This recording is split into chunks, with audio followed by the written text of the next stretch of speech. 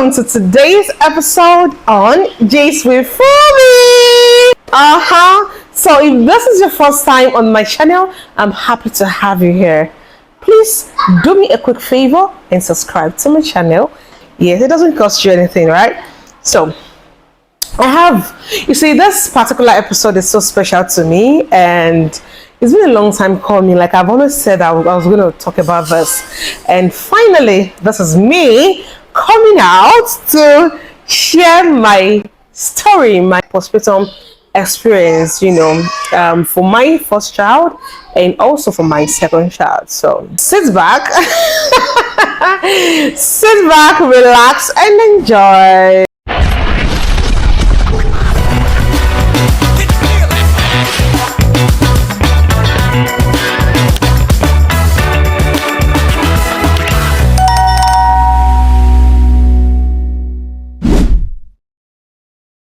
Welcome back. Alright, so let me first say this. Everything I'm going to say in this video, whoever I mention, just know that I have forgiven them. Yes, this is just me sharing my own experience because I believe that it's going to help someone out there. It could help you watching this video, right? Alright, so for my first child, when I got pregnant, of course, everybody was happy. I was happy. My husband was happy. Everybody around me was happy, right? And during that pregnancy stage, my husband actually told me that he doesn't want me to stress at all. For some of you that have been following my YouTube channel, my previous YouTube channel, you will know that I shared in one of my videos that I had a miscarriage. So after then, I took him, and of course, the last thing my husband would want me to do is to stress myself. So we said, okay, yeah, now that baby is on the way, he would want me to have all the rest that I needed. And yeah, thank you to my husband, because I actually rested well. And during the whole pregnancy thing, I had, like, it was so beautiful.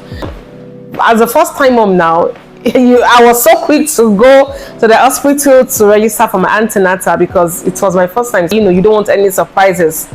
And I went to the hospital, I registered for my antenatal, and yeah, it was smooth. Like, to the glory of God, I had a very smooth pregnancy journey, and also my husband made it easy for me. Like I had a lot of rest. Yes, I had a lot of rest. So then it was just me and my husband. We didn't have anybody helping us in the house, and that was because I didn't see any reason why I needed someone, because it's just me and my husband. So why do I need to have someone working for us in the house? I can take care of myself and I can take care of my home, right? So my mother-in-law was always coming constantly to check on me as a first-time mom. She just wanted to make sure that, okay, I'm doing great, everything is going on well, So that was how everything went. Even during antenatal, I think when I registered for my antenatal, yeah, they were always teaching us how to take care of yourself as a pregnant woman, the sign of labor. So we do exercise, we talk about, they talk about different things. But guess what? Despite all the antenatal classes that I attended, nothing prepared me for what actually happened after I had my baby. Yes, nothing. In fact, nobody even hints me that, oh, Fumi, this is what might likely happen. Nobody prepared me for this. And I think only one person, only one of my friends, only one, Amaka, yeah, she was the one that made mention of this. She only said that, okay, then she sent me a message, Fumi, how are you? What's up? I hope everything is okay. This is that one, She now said, have all the rest you can now, because this stage that you are is the primary stage. you will still get to the secondary stage.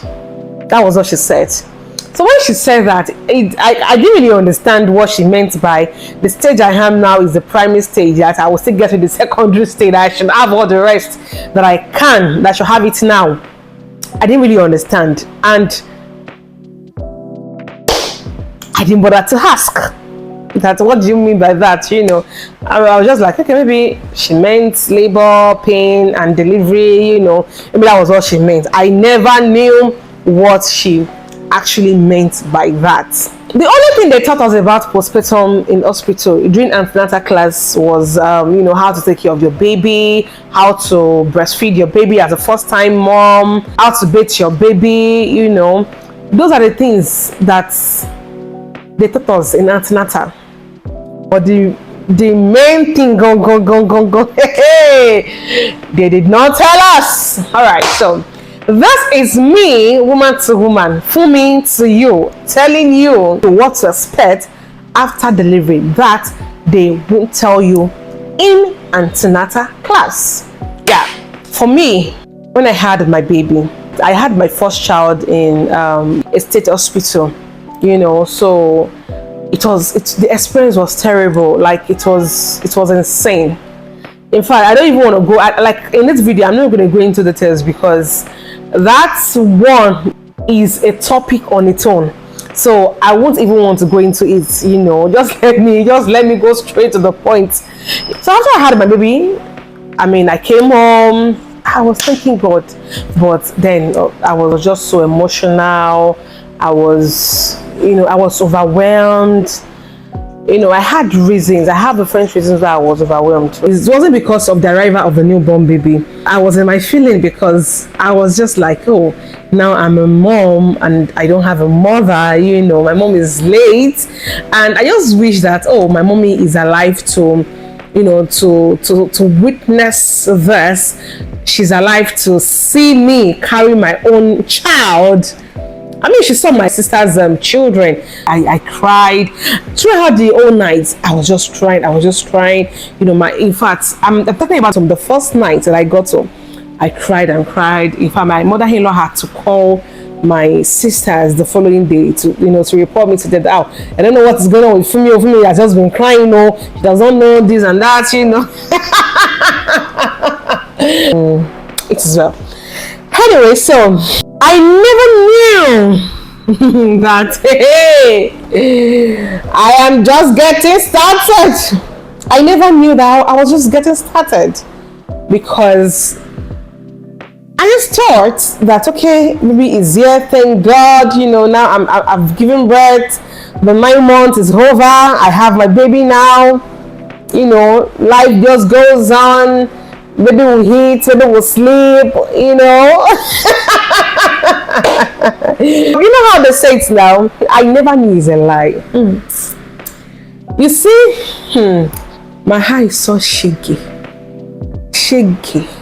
That's my first child. She showed me shaky. I don't know, some people said it's colic or something, because I later heard it from one of our friends, our family friend, that their child also was like that when they gave birth to her. So they said it's colic. There's this stomach and disturbance that usually disturb them, especially at night. So it makes them, you know, fussy and cry so much, like serious cry. So I got back from the hospital. Like I said, I was overwhelmed. You know, few days after, people started coming to the house. Oh, congratulations and that. Then 7 days was the naming ceremony, and after the naming ceremony, it was as if this girl planned me, because my sisters came from Akure. Everything was just, you know, everything was still going fine. Everything was still normal. You know, maybe we sleep, eat, sleep, wake up, sleep, like everything was still normal, stress-free, no problem, no issue. Until after the naming ceremony. I was just left with my husband and my mother-in-law. Now it was just the three adults in the house now, except from the baby.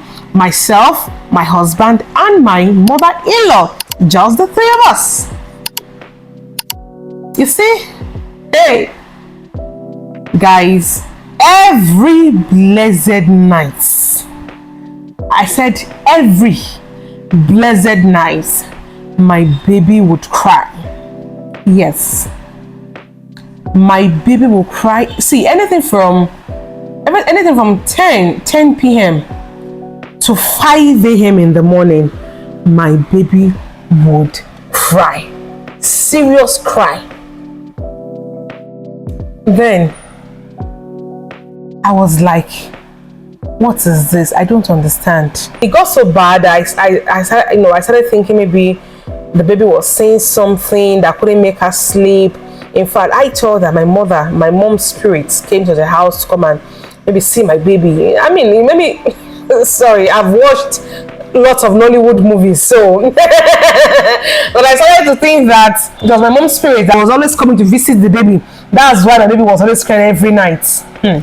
My baby will cry from night till morning, till the following morning. You can imagine. Honestly speaking, I didn't know, because I just thought everything would just be normal. I've given birth to I've passed through the hardest stage, which was the carrying the baby from 0 months to 9 months. So I thought I've passed through the hardest phase of the pregnancy thing. I never knew that the real work is ahead. That now brings me back to what my friend said while she checked on me. Remember I told you that my friend checked on me when I was pregnant, and she said that rest, as you need all the rest now. You are at the primary stage, because the second you still get to the secondary stage. Then it now began to make sense to me that, this was what my friend meant when she told me, yes, they will cry. Wah. There's nothing I will do that would make this girl stop crying. With myself and my husband, like I can tell you for a fact, we understand each other. Like we are each other's friends. And I feel like that was what actually helped us to scale through that phase, because if myself and my husband, if we're not best of friends before we had our baby, I don't know, but for me, I feel like if myself and my husband didn't date for a long time before we got married and before we had our baby, that phase would have actually maybe separate us or cause a strong friction between us. Because it has actually done that to lots of marriages. Yes, it has done that to lots of marriages, but I thank God because that phase didn't leave a negative impact on my marriage. So during this period, I guess as a first-time dad as well, I was a first-time mom, my husband was a first-time dad, first-time parents. We didn't know so much, and we didn't have people to tell us that this is what we should do. This is how it would be, this is how it will go, and this is how you can be of help to one another. We didn't have that. I don't know. Let me say this before I say something. I have great in-laws. I like my in-law, my father-in-law, my mother-in-law. They are amazing people. So but for some reasons, which I don't know, maybe it didn't occur to them. So they didn't lecture us on how we can navigate through that period. So we are just new parents that was just discovering new things, and we're just naive, we are ignorant, we didn't have any experience before, so we didn't know what to do. But now he has a better understanding. In fact, like almost every time he kept telling me, I'm sorry for those time, so it's fine. I forgive my husband. He's a great guy, he's an amazing husband, so yeah. Then every night my husband would go to the other room, he would sleep in the other room. My mother-in-law too would go to the other room. Like we actually have 3 rooms, right? So I will be in the master bedroom with my baby. My husband will go to the other room. Then my mother-in-law would go to the other room.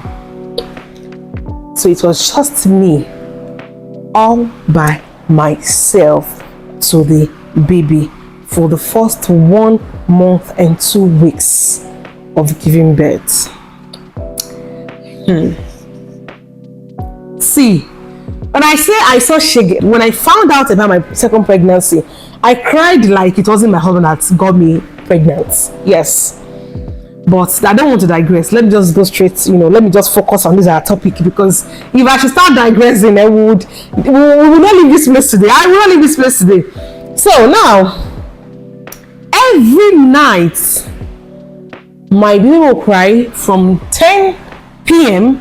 to 5 a.m. in the morning. That I will do everything. And this is me, that I just go back from the hospital. I've not even had enough rest. My body was still healing. I had a normal birth, a normal delivery, but I had tears down there that I was sutured, and the wound was there. I was still healing. I've not even recovered. My whole body was still traumatized.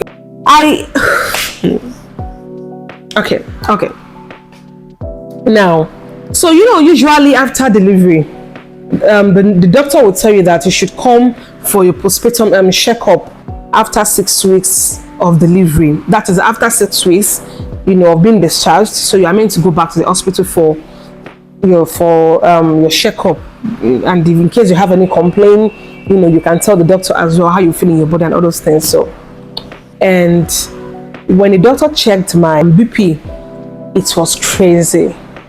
The doctor was like, "What are you not, madam? Are you not resting? What have you been doing? Your BP is so high.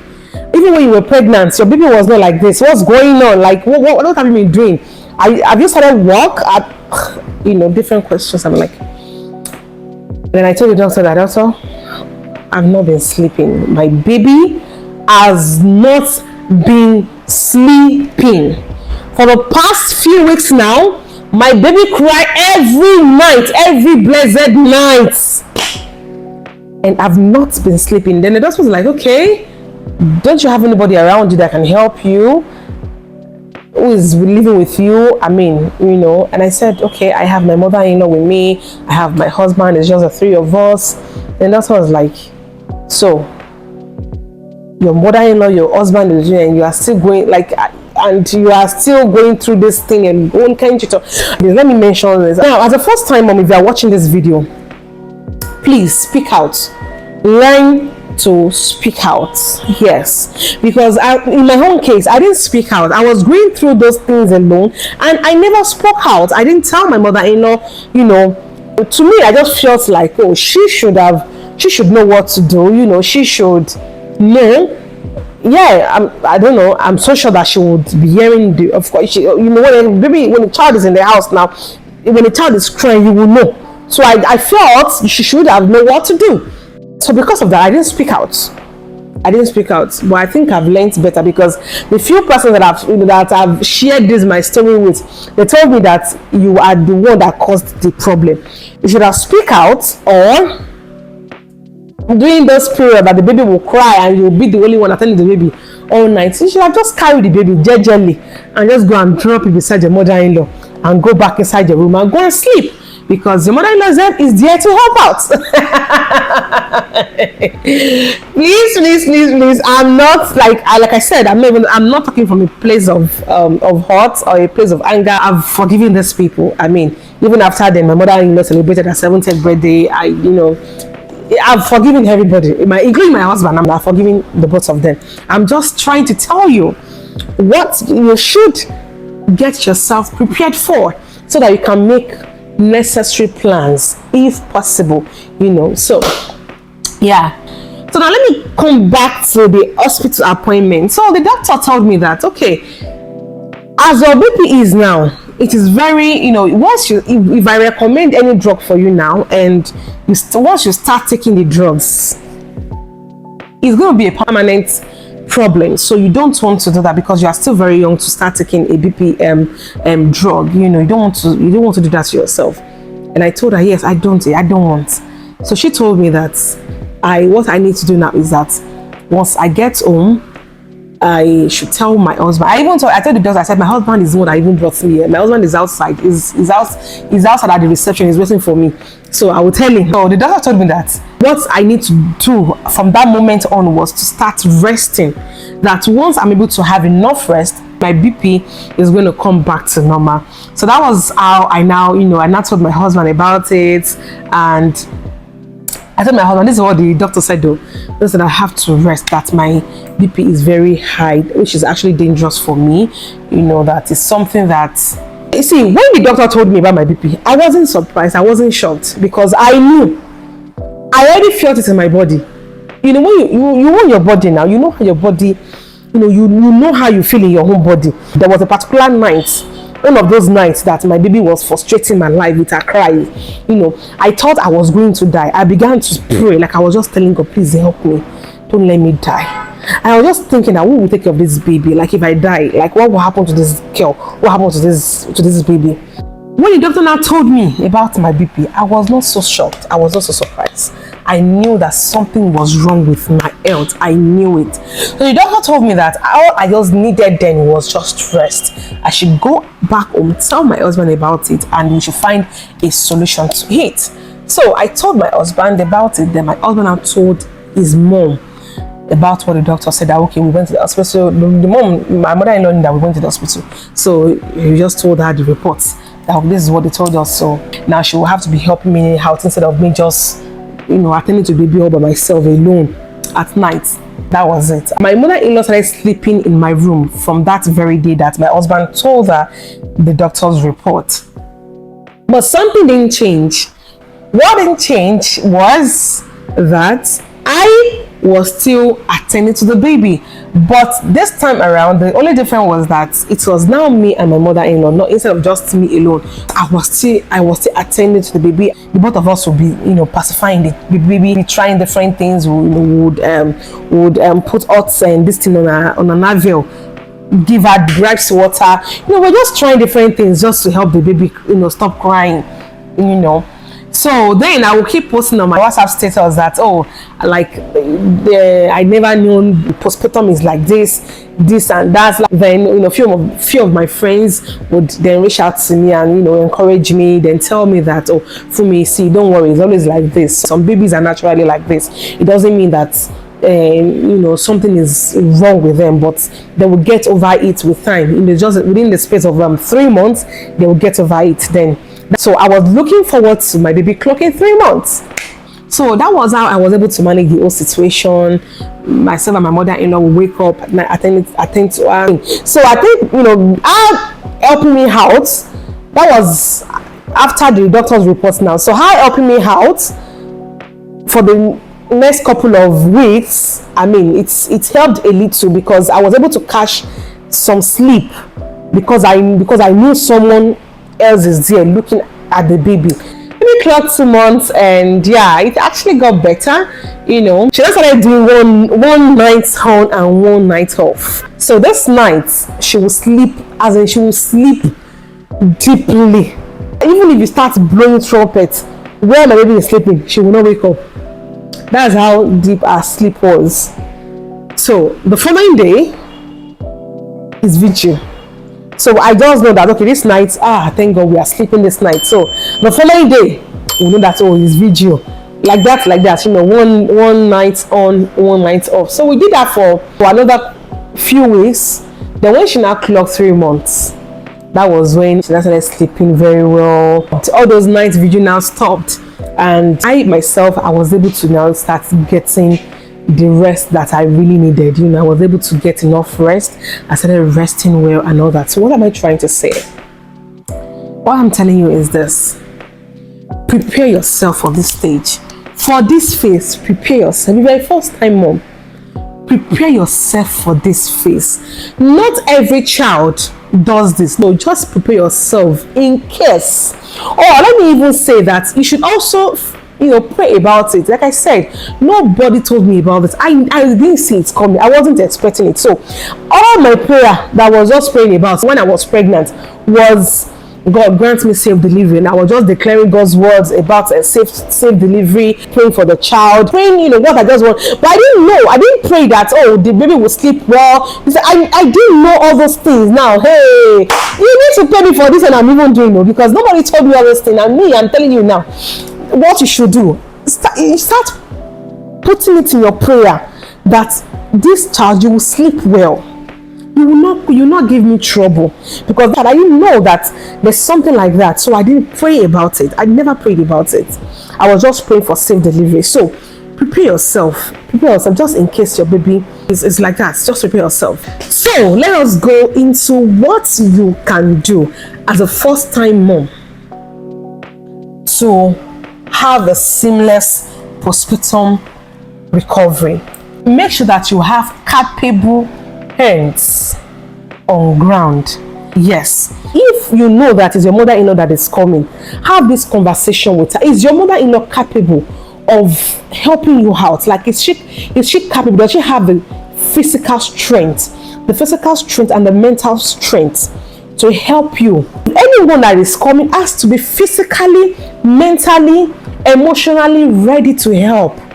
Yes. And also your spouse should also be ready to help. You guys should have this conversation. I feel like hospitals need to be, including this in the antenatal. My husband tried his best to be there, to be present during our antenatal classes. Out of 10, let me say 5 times he was available. Imagine that hospitals have now made it a thing to be lecturing couples about what to expect after childbirth, sleepless nights. Imagine they talk about that during antenatal class. It's to prepare the spouse ahead of what is coming. The man will start buckling up and know where he will come in to help the wife. Not that he will just assume that, oh, the wife is good, the baby is good, and he will just go inside and go and sleep, thinking that both the mother and the child, they are good, not knowing that the wife is suffering silently. I would also blame myself, like I said earlier. I blame myself because I didn't speak out. I was just assuming that they should know. So if you're a first-time mom, please stop assuming that they should know. Anybody that is in your house to help you out, open your mouth and tell them that this is what you want them to do. This is where I need you to help me. Stop assuming things. Don't assume. Tell them. If it is your spouse, tell your spouse, honey, I need you to help me do this. Honey, please, I need you to help me stay with this baby from so times. Let me just quickly grab some sleep. Stop being a strong woman. That was my mistake. I was doing strong woman, and my health was gradually collapsing. If not for God, now I'm fine. I'm good. My health is 100% perfect. To the glory of God. Yes. So then I didn't know. I was doing strong woman. I was assuming. I didn't speak out. I was holding everything together. But thank God for God. So make sure that you have capable hands on ground to help you. And also, if you need to source help outside your family, please do. Another thing that I feel it affected me was that I didn't have help. As at then, it was just me and my husband, so we didn't have any domestic staff. And my mother-in-law, maybe she's old. What she can do is actually limited. And then my husband too. He goes to work every day. He has to sleep. Needs to wake up the following day, and has to go to work. I should have sourced for help. So these are the 3 things I need you to take note of. If you're a first-time mom, I hope you've been able to grab 1 or 2 things from this video. In the next episode, I'm going to share my second postpartum experience. Then you can see what I did differently from the first one. Thank you for watching. If you haven't subscribed, please subscribe on my channel, like, comment, and share. Thank you so much, and bye for now.